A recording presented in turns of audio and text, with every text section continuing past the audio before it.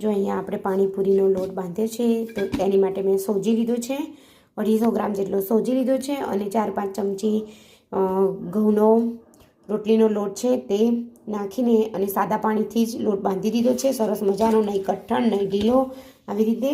અને હવે આપણે એને આવી રીતે કટકામાં ભીનું કપડું કરીને આવી રીતે મૂકી દઈશું, 15 મિનિટ રેસ્ટ આપી દઈશું.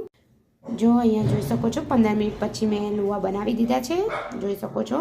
અને આ પાપડ વણવાનું મશીન છે તો તેની અંદર મેં પ્લાસ્ટિક આવી રીતે મૂક્યું છે અને બંને બાજુ તેલ લગાવી દીધું છે અને આવી રીતે પૂરી કરી દઈશું આપણે.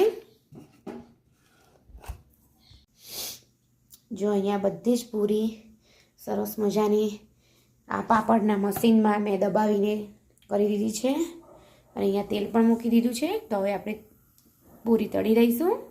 જોઈ શકો છો કે મેં અહીંયા પૂરી તળવાનું ચાલુ કરી દીધું છે અને જો સરસ મજાની પૂરી તળાઈ રહી છે, મસ્ત મજાની.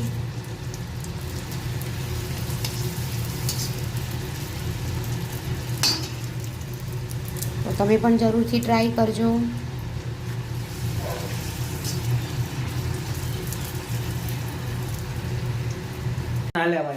અરે ફાઇનલી જોઈ શકો છો કે મારી પૂરી સરસ મજાની તૈયાર થઈ ગઈ છે. 1 વાડકી લોટમાંથી 100ની ઉપર બની ગઈ છે અને જોઈ શકો છો મસ્ત એકદમ બહાર કરતાં પણ ટક્કર મારે એવી બની ગઈ છે. તો તમે પણ જરૂર ટ્રાય કરજો.